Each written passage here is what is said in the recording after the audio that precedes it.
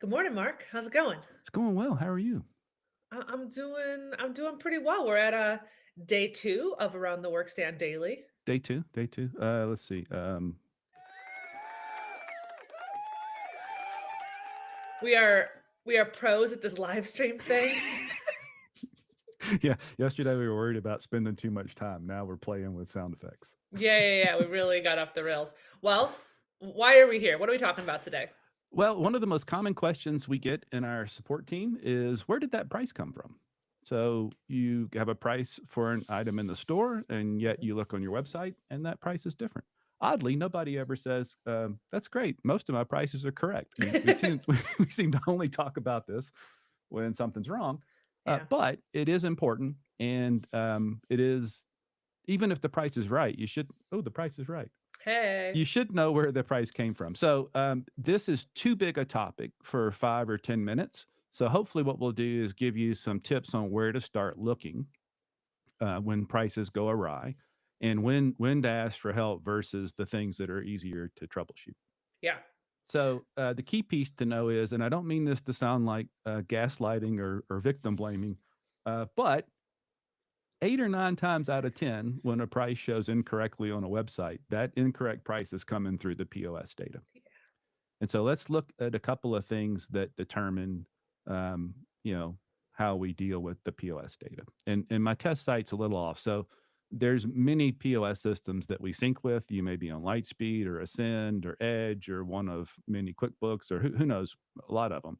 So I won't be able to be exactly specific on some of this stuff, but it is important to know that there's settings that control that. So the first one is by default, we're going to use your point of sale price to override any other price when it comes to an item you've got in stock that's mapped to the data on the website. I say by default because you can't override that. And so this is where you can override. If you go to settings and then POS sync settings, and again, it could be in a different place if you're on Lightspeed, but the idea is that uh, we're going to by default use your regular price and by default use your sale price. If Mhm. you don't want us to do that, you can just uncheck these boxes. Now, we think it's best if you do this, and that way you can control your pricing in one spot in your POS Mhm. system, and the website can get those prices. So that's the first place to start. Maybe long ago, somebody unchecked this box. And so for some reason, they decided that was a good idea. And now you're confused as to why your POS prices aren't showing up on the website. So, first place to stop is right there. The next place to think about it is there could just be old prices in your POS system, and um, we're mapping at the variation level, and Mhm. depending on a few different factors that are, it's again too much detail to go into here.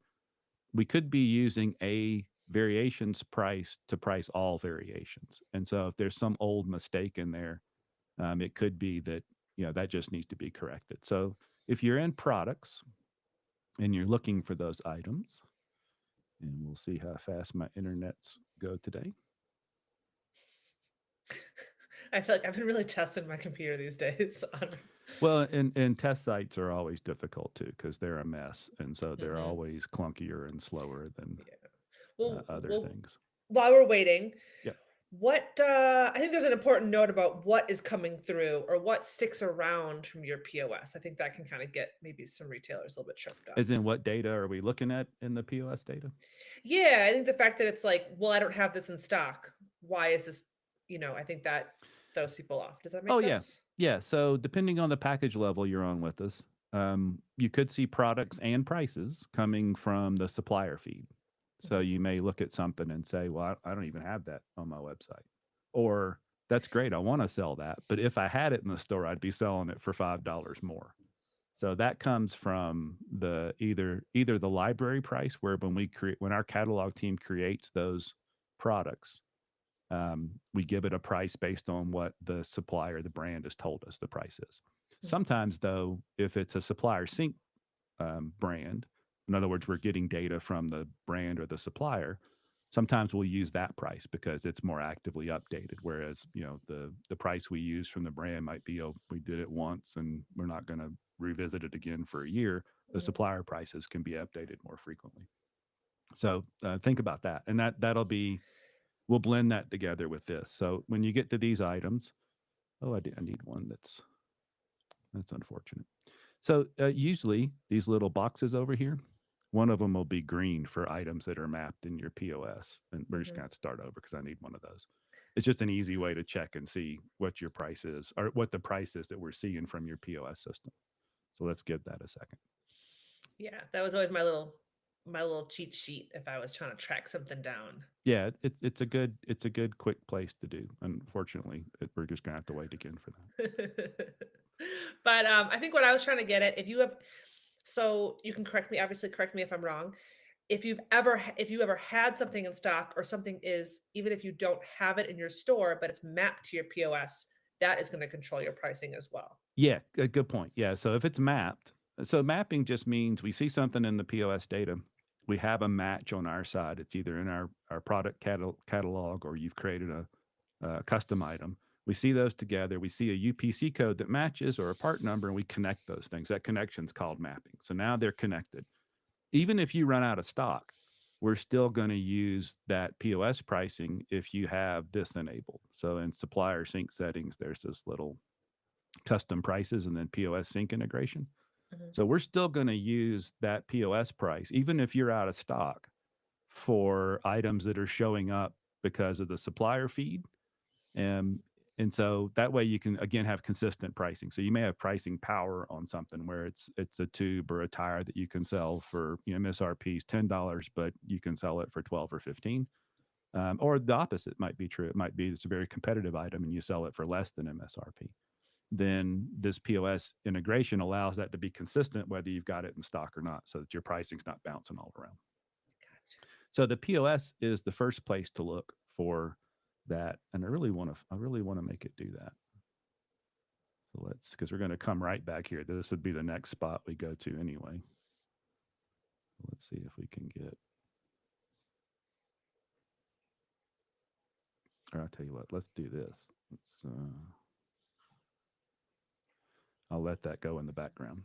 So back here in supplier sync and these custom prices. So what happens a lot of times is, and we built this a long time ago, this custom price thing. So this allows you to set a price for an item, whether you have it in stock or not. But it's also the place where POS pricing updates. And so you could have an old item from a few years ago that you maybe you bought it once and you sold it once and you don't typically stock it, but that price gets set here. And these custom prices are very sticky.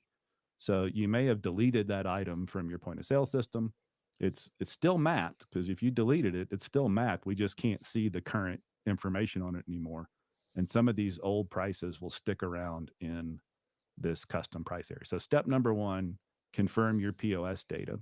If it looks correct, like your POS price is what you expect it to be, yet you know it's not old and you're not accidentally sending us the wrong price, then check this custom pricing area because there could be a sticky price for it. And you can search by brand or category or specific keyword or whatever it is. Mm, And then check this price to make sure there's not a price like this sitting here, this $60. gotcha. So maybe the reason you got this notice is maybe that's below map and somebody's getting mad at you because you're selling below map. But in your POS, it's correct. But when you come here, this old sticky price is here. So then you clear that out and save it, and that'll fix that. So POS first, and then check this custom price area. Mhm. Oh, I thought I'd left that running in the background. I guess I didn't. And then I'm kind of getting tired of waiting on that. And then if those two things don't work, those are the two things you can check yourself. So confirm your POS price, and I'm just going to leave it sitting there and make sure we get to do it. Confirm your POS price, check that custom price area, Mhm, confirm that you've got it set correctly. By default, we're going to use your POS pricing, but you can check that setting like we looked at before. mhm. And then also check the custom price and the POS integration to make sure that we're using your prices for supplier and items you don't have in stock so that you keep that consistent pricing. After that, I'd say reach out because now we're talking about our library price could be incorrect or outdated. Mhm. The supplier, if we're getting the price via supplier, that could be off. Maybe the supplier's got bad data they're sending us. So look at that. And this is Yeah, what I yeah. wanted to show in the beginning. So when you look at items and products, you'll see these little boxes. So the green box or the box on the left is the POS status. So that's going to tell you if you click it too. I don't know. Yeah, you can see it. Good. So if you click that little box, you get this little pop up window and it tells you in this POS tab, this is what we're seeing from the POS system. So in that POS data, we see the UPC, the G10, the part number, and the price and the quantity on hand. So if one of those pieces of data is what's wrong, look here first, your POS data. Now you can Mhm. certainly go to the POS and look, but it's helpful to look from our side so that you can see the net effect of what happened when we got the data. If the price is wrong here, then that's the answer. And again, by and large, that ends up being the answer. So check your POS data first. While you're here, you can also click these tabs. For every supplier that you have enabled, it will also show the supplier data for that item. And in this case, of course, this is an old item, so there's nothing there. But this might be a way to look at it and go, oh, well, I see they've got a sale price going on, or they've got a lower price than I've got. That's part of the problem. There's also a setting too for these POS prices to use high or low MSRP. So if the brand or the supplier publishes both, which one do you want to use? So you could change that setting too. Mhm. So POS price, custom prices, make sure the settings are as they were at the default. We're using your POS price or we're not. We're using the custom prices or we're not. Mhm. Clean those out. If it's a problem after that, it could be in the library data that we have. And so that's when you want to reach out to the client success team. You can email support at workstand.com. You can chat from Mhm. workstand.com. There's a chat function to chat with them. The beautifully newly updated workstand.com. Nice work, Susie. Yeah, thanks. Everybody go look at that. It's been an exciting couple days, you know? Yeah. And then, or you can email them, or you can Mhm. call them 303-527-0676, extension one for the first available rep. Big tip, pro tip for working with our support team. They do everything first come, first serve. Yeah. And so if you call and they don't answer, which they do their best to answer and they answer the majority of phone calls, but if they don't, leave a voicemail because hanging up and trying again just puts you one notch further down in line. They're going to check the emails and the voicemails and they're going to respond to them in the order they came in. Yeah. Did we Yeah. get everything? Probably not, but that's pricing's a tough one. It is, but yeah, I think what the point to really kind of send home is your data is the default. So your Yes. POS is the default. Yeah. Um, yeah. Good. Well, that's fewer minutes than before. Uh, Success. Success.